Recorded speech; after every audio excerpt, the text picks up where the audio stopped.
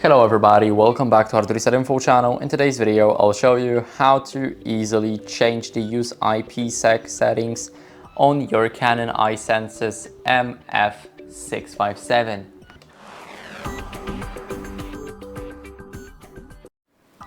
So first, what you guys want to do is go over to the menu. Now here in the menu, go to Preferences and go to Network. Here we need to go to TCP and IP settings and scroll a bit down until we see use IPsec right here. So here we can enable it, and as you guys can see, changes will be effective after the main power is turned off and on.